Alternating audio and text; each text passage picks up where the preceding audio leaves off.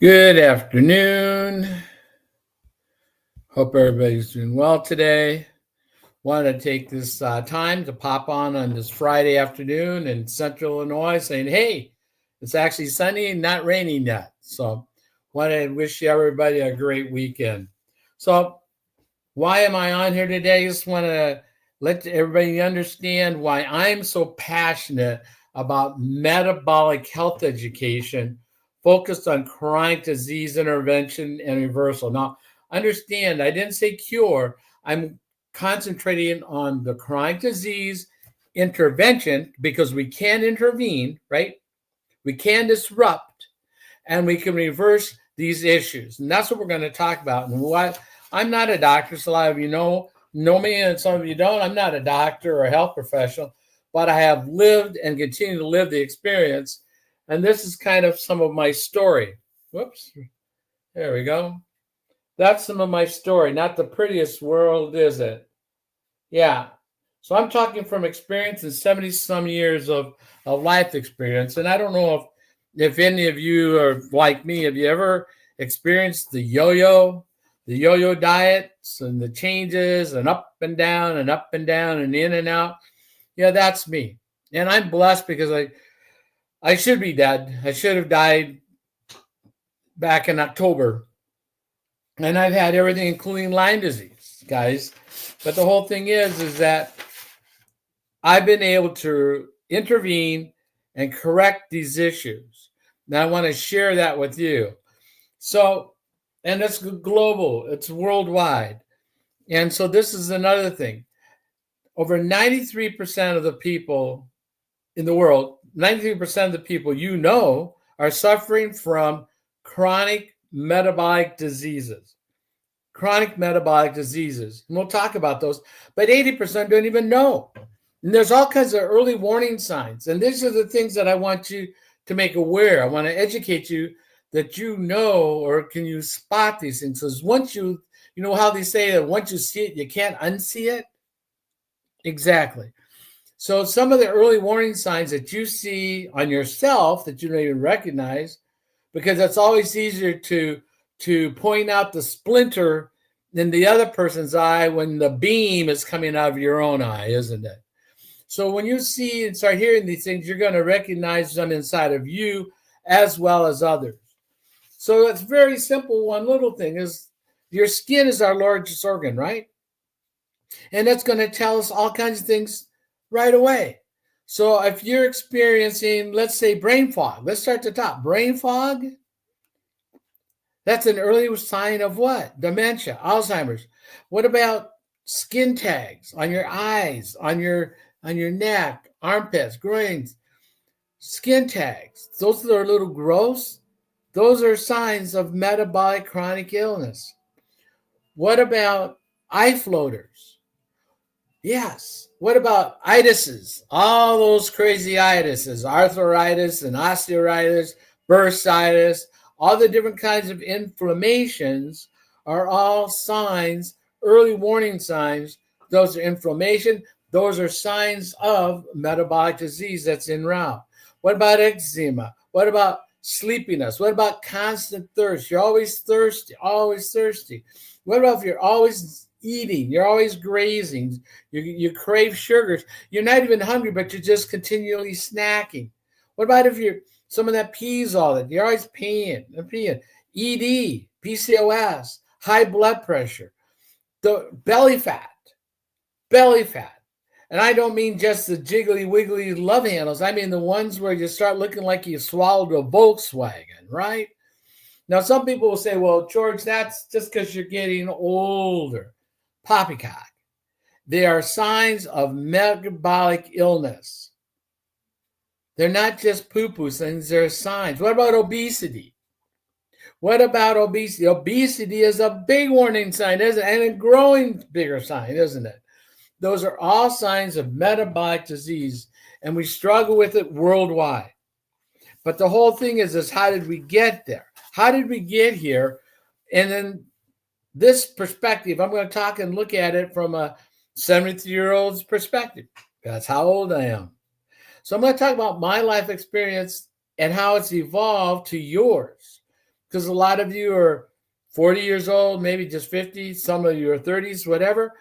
But in the last 30, 40 years, this is when this has just taken off and exploded as an issue. When I was a kid, we didn't see people with dementia. We didn't see obesity as kids. We didn't. It wasn't a thing. It just wasn't. The C word wasn't a big deal. Fatty livers were just for what? Alcoholics. This is where there would be a fatty liver. We didn't see children under 10 with fatty livers. We didn't see children under 10, teenagers on being type 2 diabetic. We didn't see them being high blood pressure. I mean, guys, it's condensing. The diseases are condensing and they're spiking based on a lot of different things. So let's look at it from, well, let me ask you this.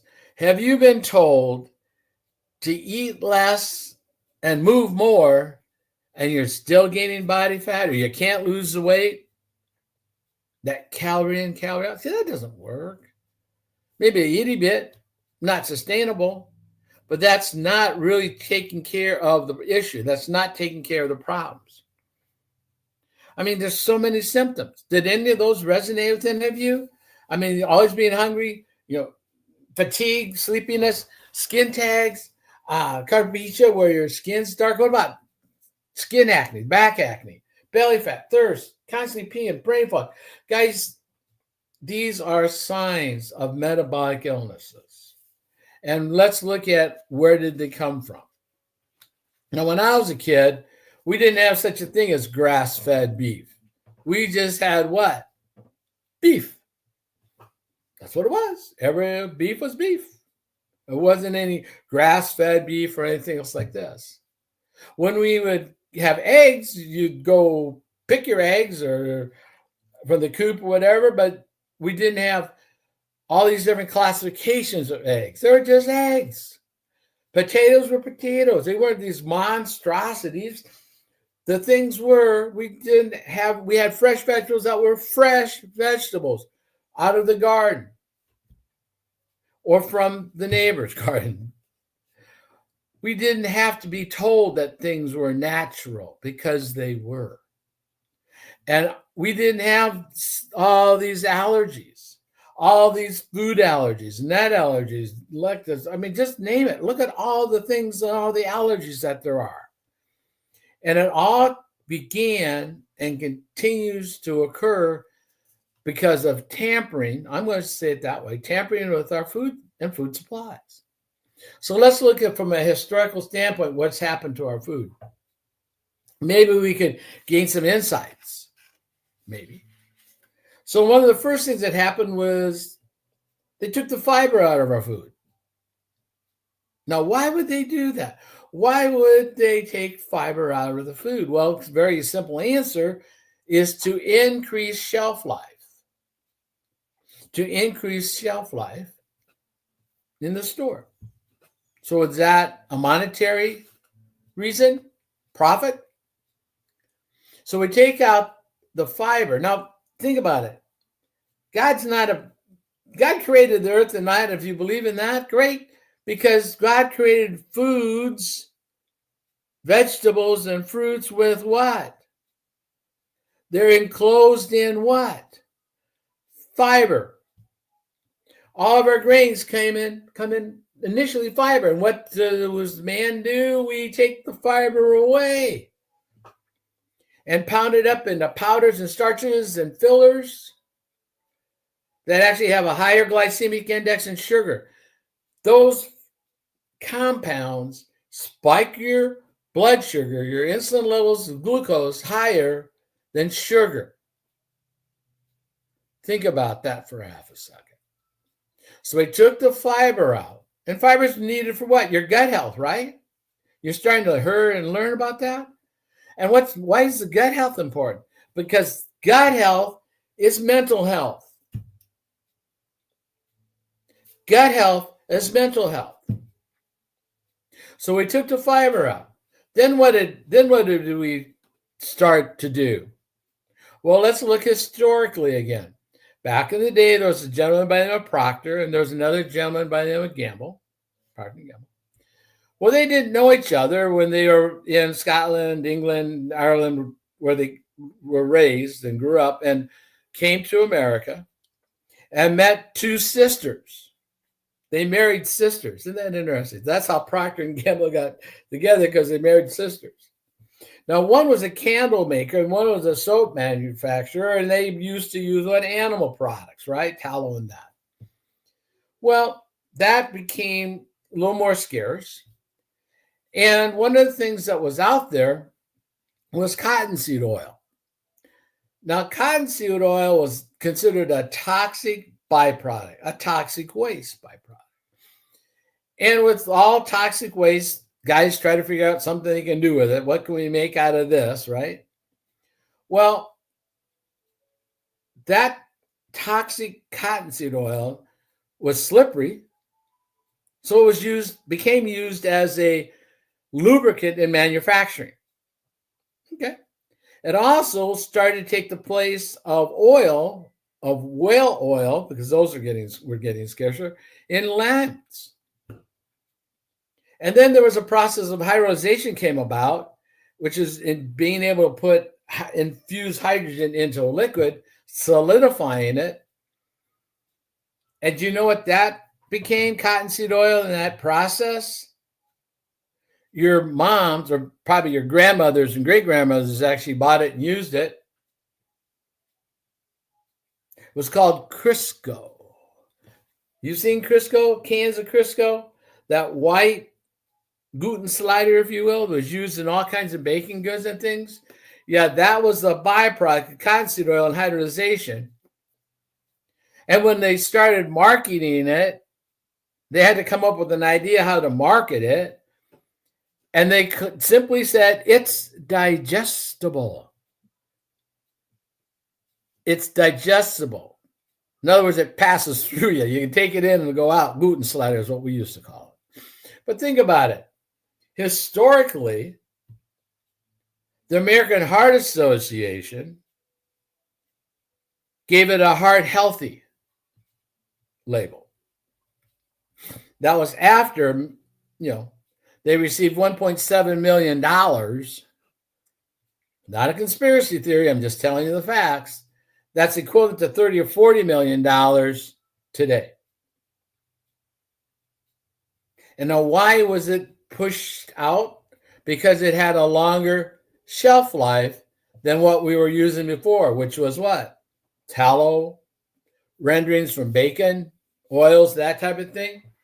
So now we're taking seed oil. Well, the next oil was rapeseed. Rapeseed is highly irritating to the gut and that system.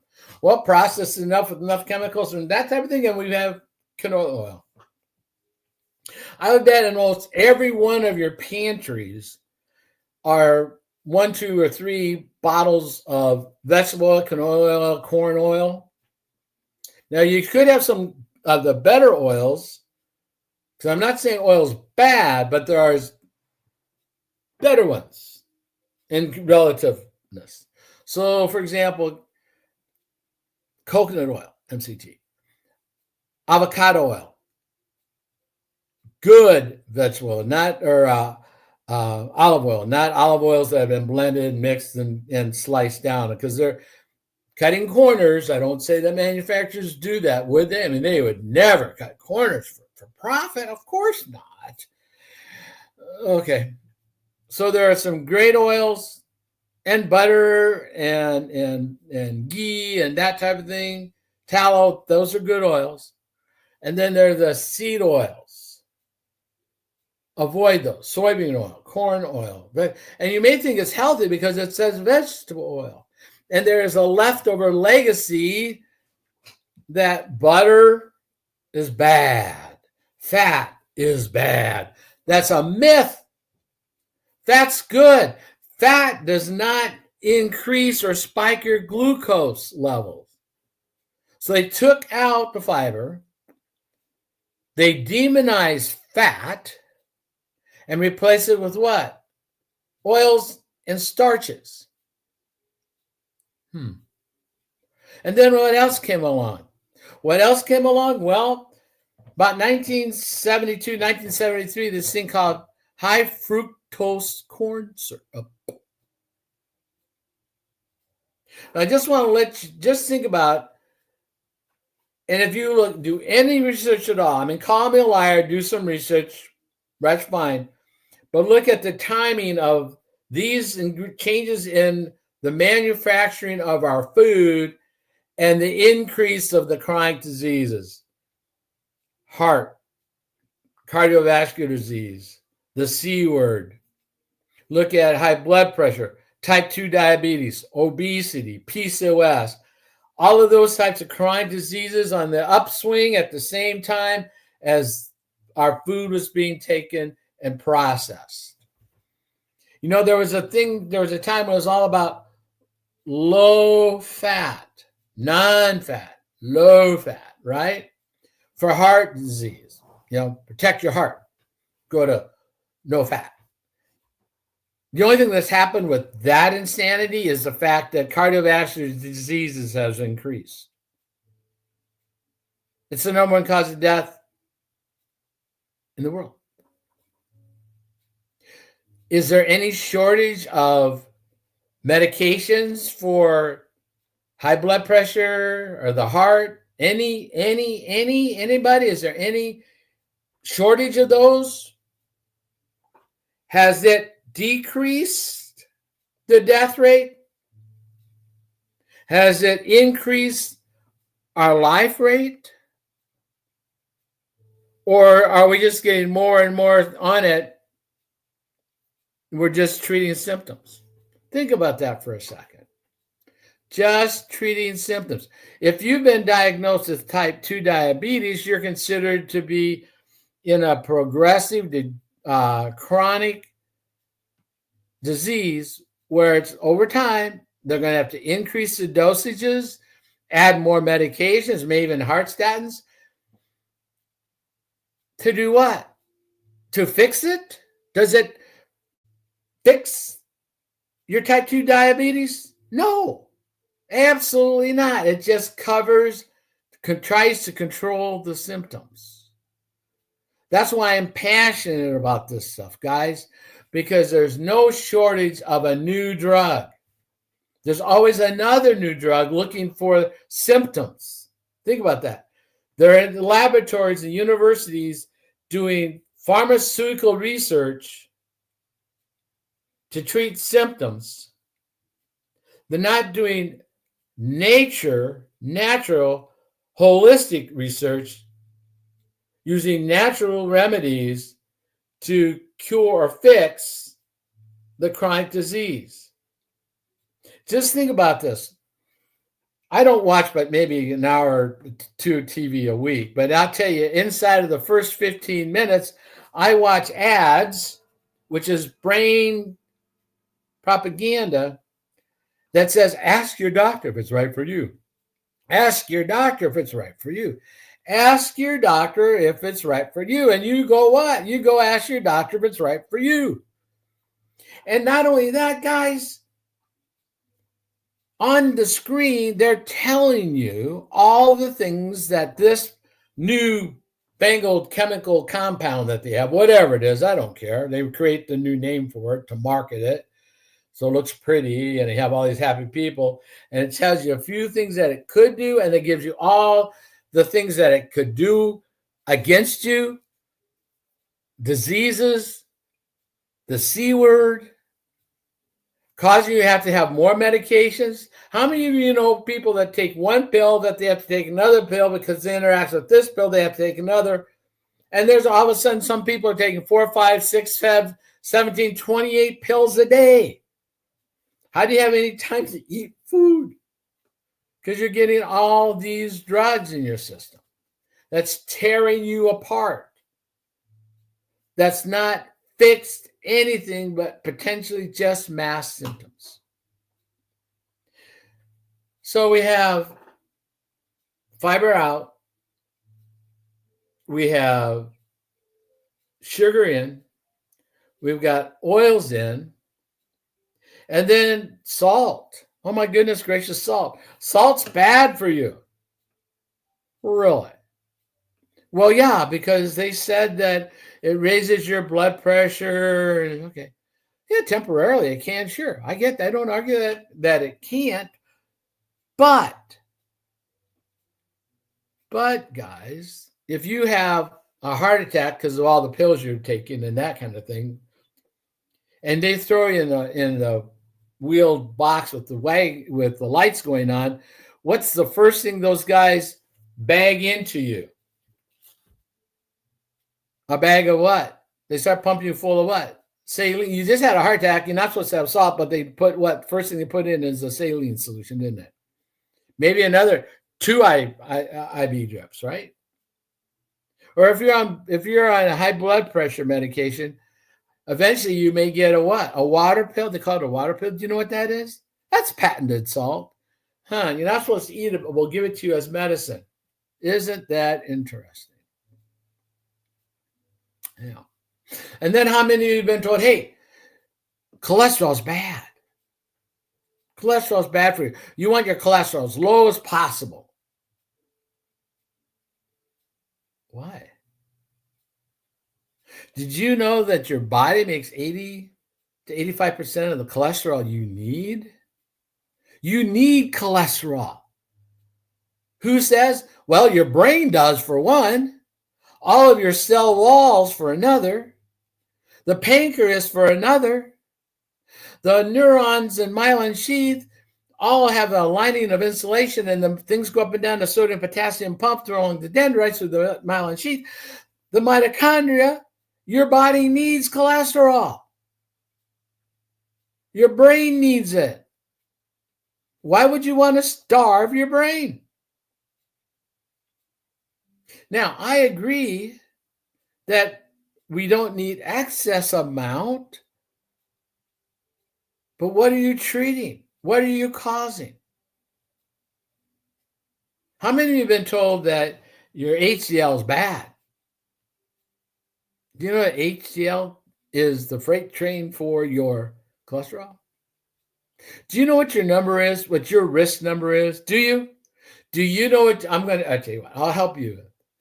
Do you need to be able to know what your risk number is? And I'll tell you about it in a second.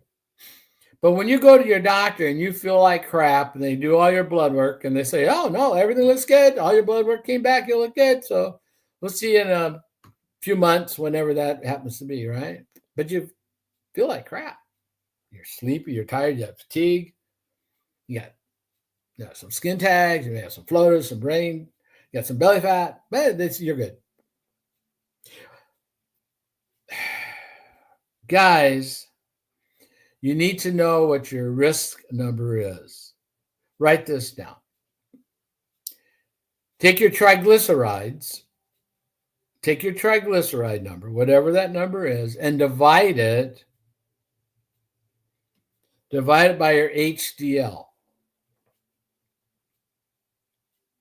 And you want that number to be under 1.8, that ratio.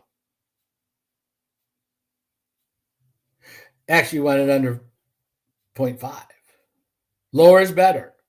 That ratio, lower is better. But if you're over 1.8, guys, you're headed towards diabetes type 2.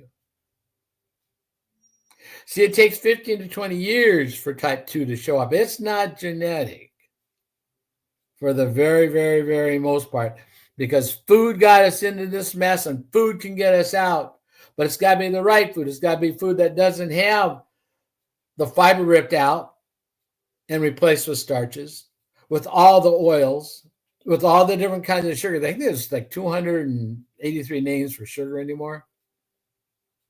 Do you know that some Alzheimer's has been misdiagnosed because really the cause of it was the liver? 13%, recent study. So they're treating symptoms, but not treating the real cause of the symptoms. And that's really how I got to be like this. And just for the punchline, that's what I look like now. Whoops, where'd you go? That's me now. Not bad, huh? And that's not stabbing myself with some kind of toxic chemical. This is me about a month ago in a pair of pants that goes with this suit that my mom bought me in 1970. Guys, my waist is now 30 inches. I have a 30-inch waist. I graduated from high school with a 28-inch waist. That's my 30-inch waist. I did all this naturally, not counting calories or anything else. Oh, and we started talking about sugar. One of the things about sugar is I want you to know this is who controls what you're eating in terms of what the products are. What's interestingly enough, this cartel group of manufacturers was once vastly, largely owned by the tobacco companies, the guys that did this. And if you think about it, this is where this stuff gets all circles into different things. See, sugar is highly addictive. I don't know if you know this, but it is. And it was proven in a laboratory with some animals, rats. And what they did is they got them addicted to a street drug, the cane of coke. And then once they were addicted to it, they then had that sitting there available to them. And over here, they had available sugar water. Of course, you already know the punchline. They went to and got addicted to the sugar and left the street drug alone. Did you know that food companies design food to be, quote, highly palpable? Highly palpable. In other words, you know the feeling. You know what that feels like because it gets to your brain.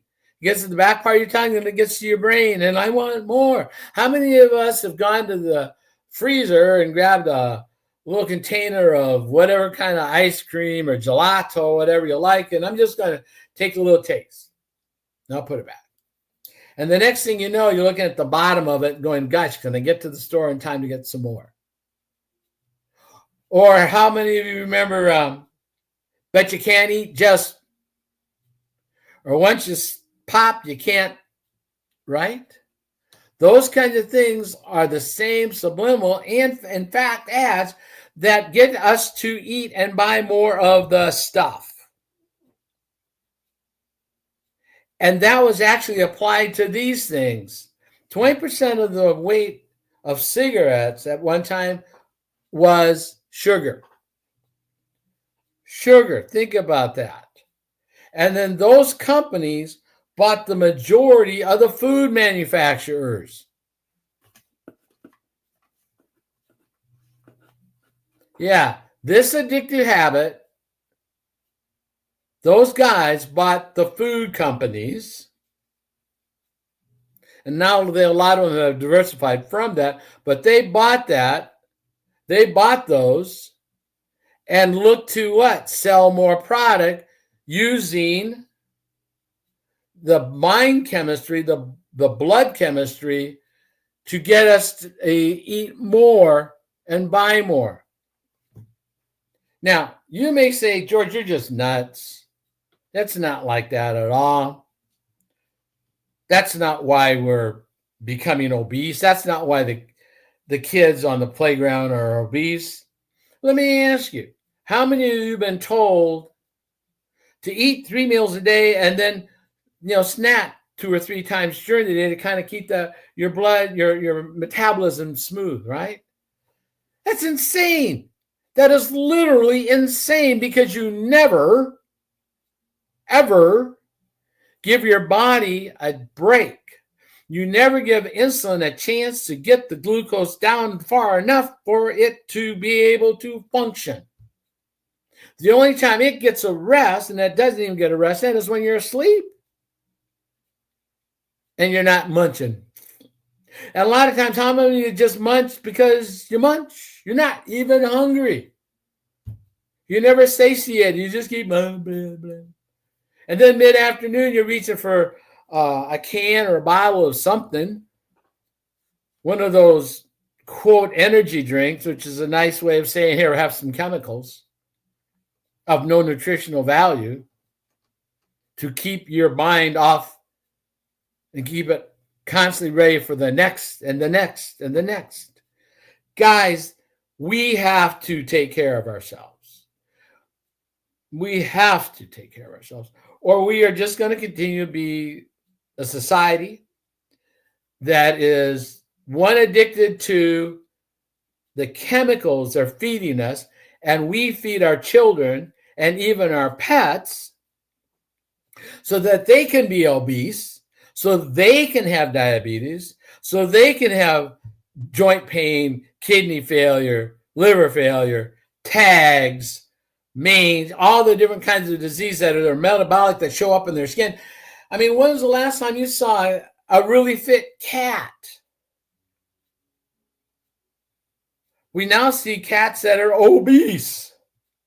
I know people that are treating their cats and dogs because they have diabetes. We never saw that when we were kids. I never saw that in 30 or 40 years of my early adult life at 73. I see it now. I can't unsee it. And guess what we're feeding our pets? The same crap ingredients that we're feeding our children. It's our fault, guys. It's our fault. We can fix it, but let me just show you. I went to the store the other day, and I just want to just say, George, are you just silly? Are you insane? Are you just making stuff up? So I went over and I looked at some dog food. And I looked at some cat food. I just wanted to see what were the ingredients.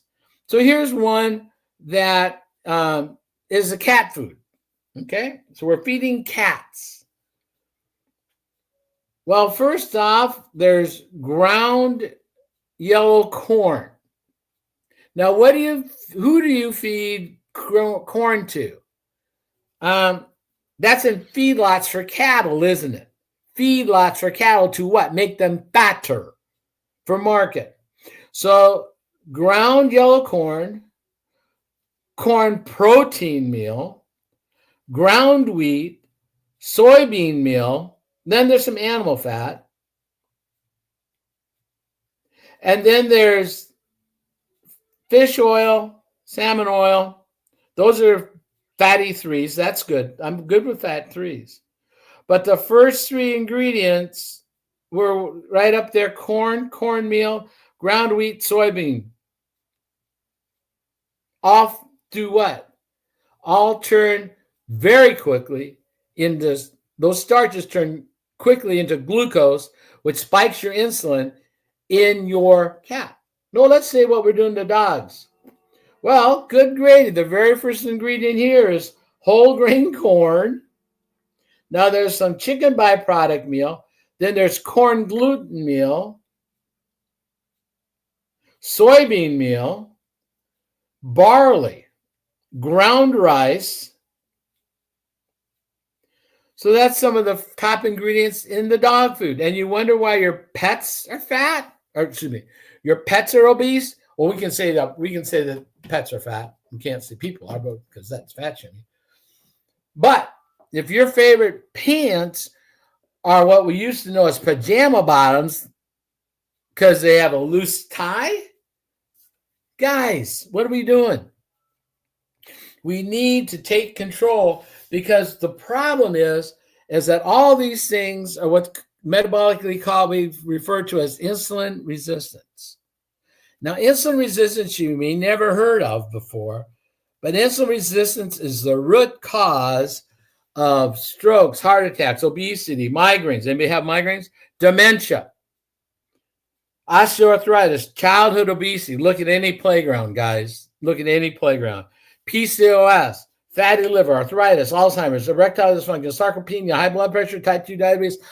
They're all related to insulin resistance. Now, here's the thing. If I say insulin resistance, the first thing you think of, I know it is the first thing you think of, is, well, I'm not diabetic. Insulin resistance is that your body and cells are resistant to insulin, which is there to try to move the glucose around.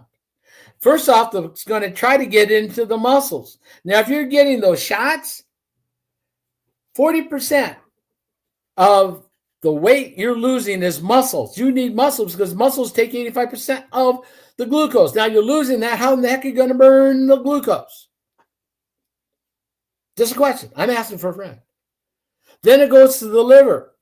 If the cells don't take it, it's going to go to the liver. And the liver will store it for a while, but it doesn't have too much, and it becomes a fatty liver. A fatty liver, if you have a fatty liver, there are other organs that are getting fat. And then it goes to the adipose. So that's insulin resistance. Now, insulin resistance is the cause. Insulin resistance is the root of the dandelion. Think of this chart I just showed you, these symptoms as dandelion flowers. Have you ever picked dandelions? If you pick dandelions, have you taken care of the plant? No. All you've done is treated the symptoms, haven't you? You've treated the symptoms. You didn't get to the root cause. And if you want to get to the root cause, you got to dig deep, right? You got to get to the bottom of it. But it's easier to sell you these little flowers, things you just take care of the tops, which is what all of these things do. If you have type 2 diabetes, chances are you're on at least 2 drugs. Some of you are on 5, 6, 7. If you have high blood pressure, you're on at least 1. If not 2, then a statin. If you have heart disease, you've got a whole bunch of things. You have the C, I can't even believe how many you have on. Fatty liver, PCOS. How many symptoms are out? How many things are out there that you can buy online, off the TV, off of whatever, for ED? Does it cure it, or is it just trying to treat the symptom? Exactly. They're trying to treat the symptom. They have no interest in curing it, because if they got rid of the root, if they get rid of this, all of their profit treating all of these things goes away. Did you know when you get diagnosed as high blood pressure, when you get diagnosed as a type 2, or any of these things, that the insurance companies know the day you're going to die?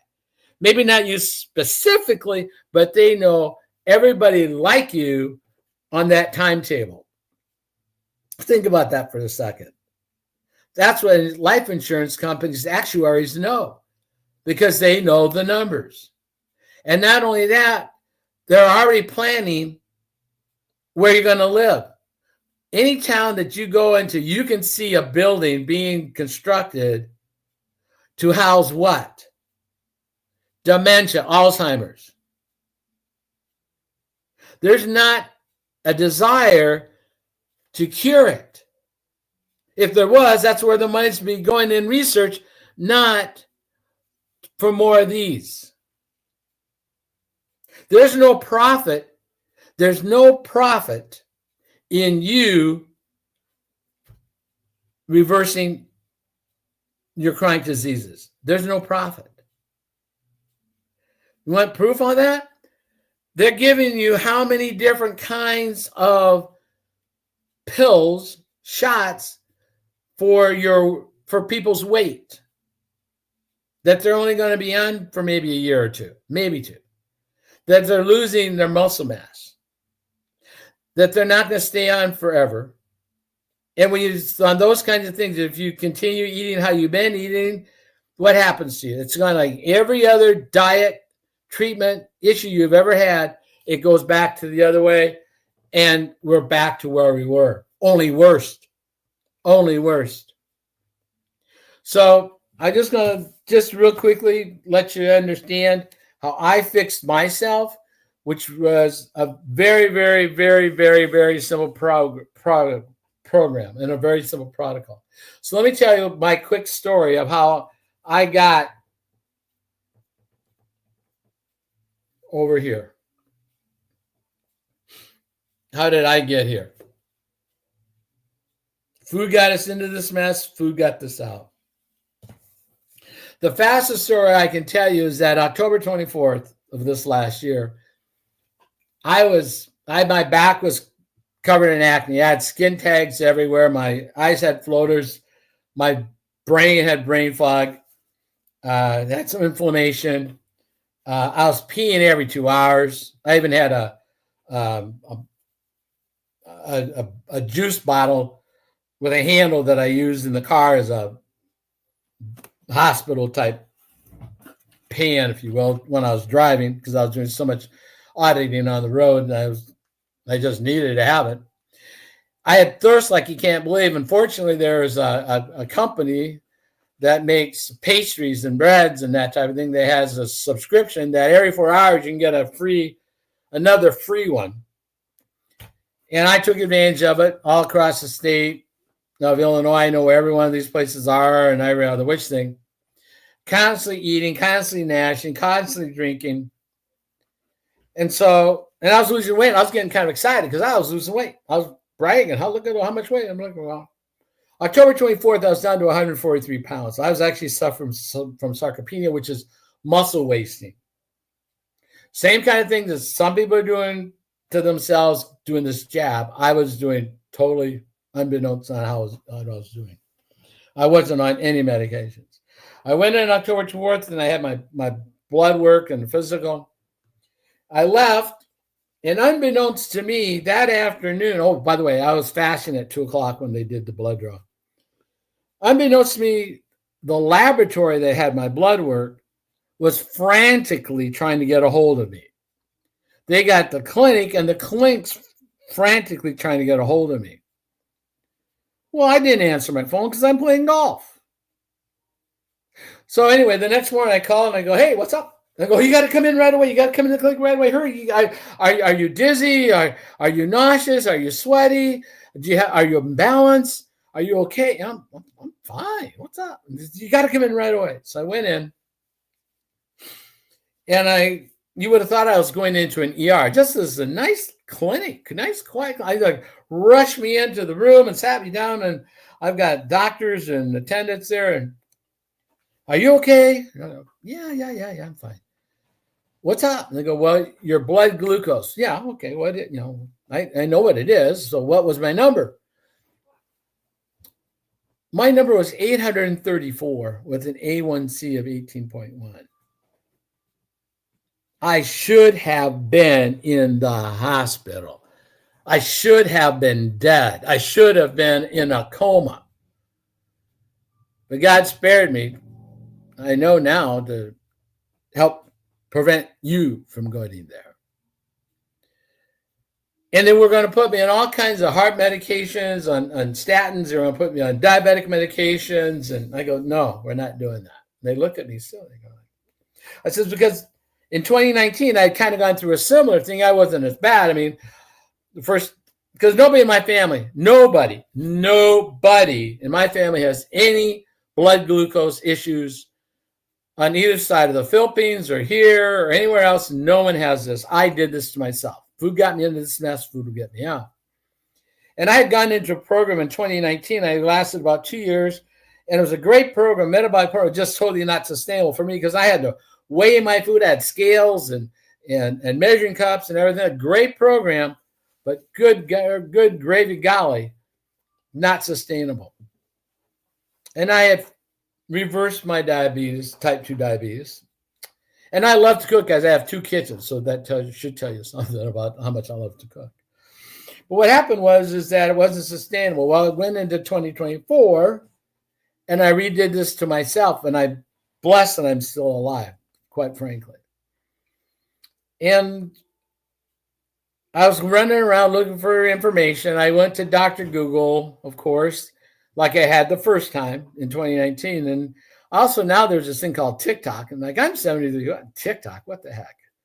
It's for dances and silly things. Well, I happened to find that there was this guy talking about insulin resistance and metabolic health and a protocol that could reverse this. And I told guys at the clinic, I says, look, I'm going to go into this. I'm going to try this protocol. I'll come back in 90 days. We'll see if this works. And part of what I learned when I was doing the research by way of Dr. Kenny was that the protocol, which is simple as yesterday and tomorrow, just 2 teas and a drink, was studied at at the University of Sydney, which is the home of the glycemic index, where we also studied the glycemic load. And this protocol was studied and was able to reduce the reduction in blood insulin levels by 27%. Just this one thing. And it had 5 patents on it.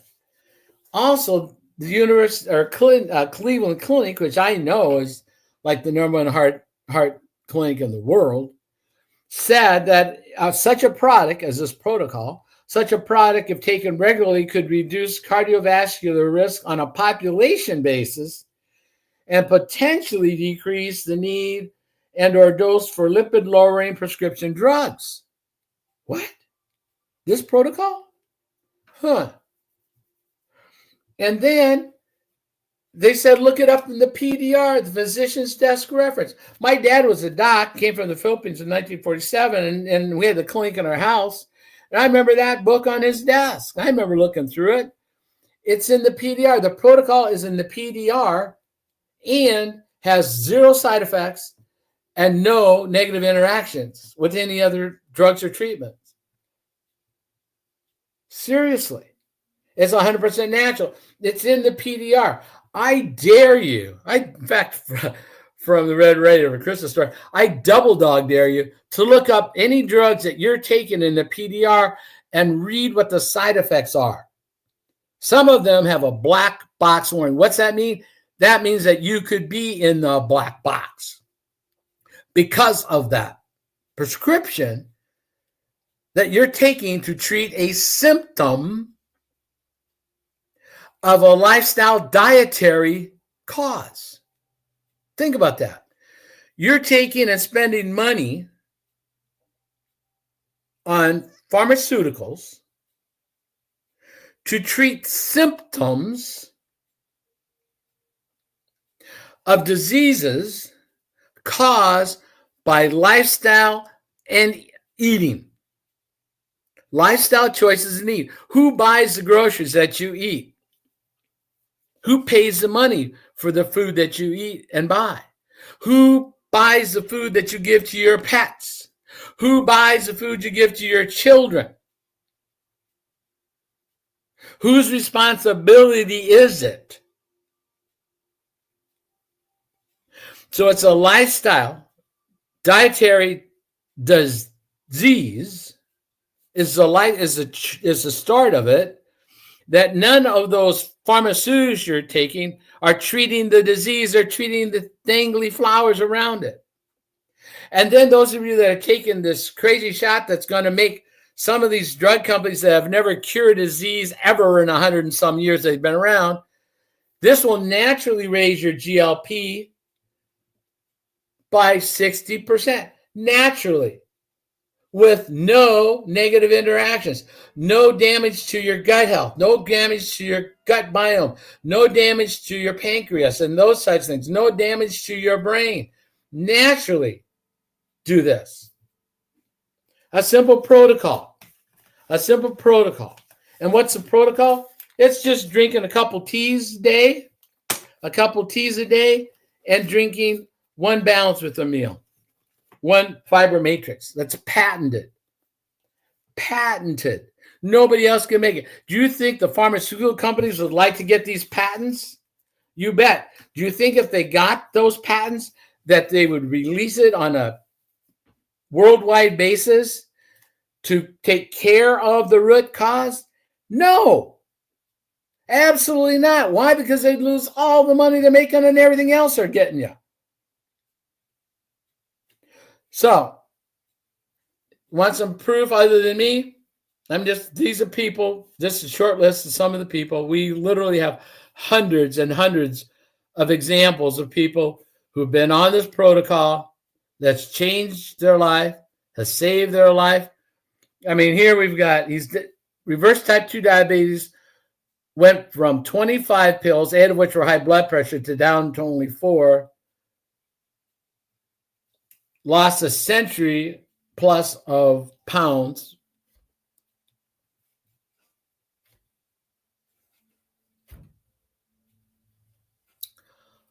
All natural. all sustainable. That's what the protocol is. The protocol, what we do is we use a little bit of an extended fast. Now, fast isn't a punishment, but when you wake up in the morning, instead of grabbing a fupa latte and a bag of Ipio IATIAs and or that donut bagel, love those things, by the way. I mean, they're great, but no, I was going to skip those. Because when I went to bed, I stopped eating, and my body my insulin has a chance to try to sweep away the damage they did all day with the glucose, try to get it to where it needs to go.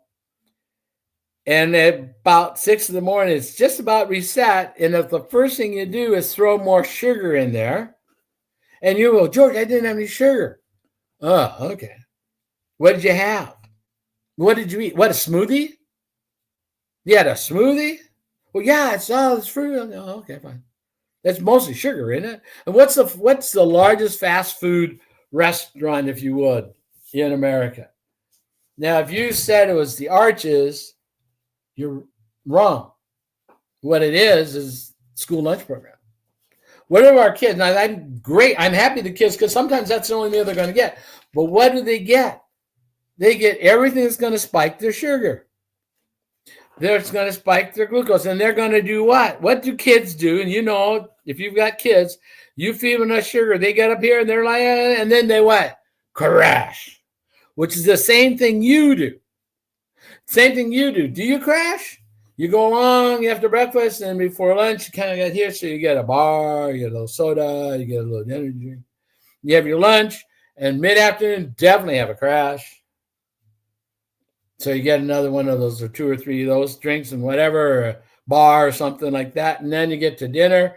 Then after dinner, you have another snack. So you've eaten 5, 6, 7 times a day. We never did that when I was a kid. We didn't have obesity when I was a kid. We didn't have type 2 diabetes running around when I was a kid. None of our classmates were large. If they did, they had a hormonal issue. And they truly did have a hormonal issue. But it wasn't from the food. So we're in a situation now where you can have a choice. You can continue on what you're doing, grab the next drugs, take the shots, whatever you want to do, spend $500, $600, $700, whatever you're paying, and all those things you're taking, and continue on a slow path to the grave. Or you can take command of your health, get on a simple protocol that is cost neutral, because it'll save you money, potentially save your life. I've testimonials from clients that have. We've got doctors, nutritionists, oncologists, pharmacists coming on every day because they know that this protocol does more for their patients than anything they've done in the last 15, 20 years since they graduated from school. So I'm very passionate. I'm looking for partners to help spread the word. I certainly want to help you, help yourself, and help your friends and your family. Because if you were a genius and created this protocol, had 5 patents on it, had over 20 clinical studies and research studies that proves its efficacy, if you had research from University of Sydney and the Cleveland Clinic and BYU and Stanford and more, and if you had that type of guarantee that it works, and you could offer a 90-day money-back guarantee because you know that it's provable to work with your own blood test, with your own doctor, would you keep quiet or would you want to share it? And if you had the ability to have that knowledge, that product, and a time machine, who would you go back and save? I'd go back and save my dad. I would do whatever I could to save my son, who I helped deliver. I'd go back and save my 2 best friends and my grandmother. and my grandpa. Guys, this is real. Need your help. I want you to not suffer. I don't want your friends to suffer. I don't want your family to suffer. There is hope. It requires action. I wanted to come on today and share my story, share others' story, and let you know that there's hope. I hope you have a great day. Hope you have a great weekend. Bye now.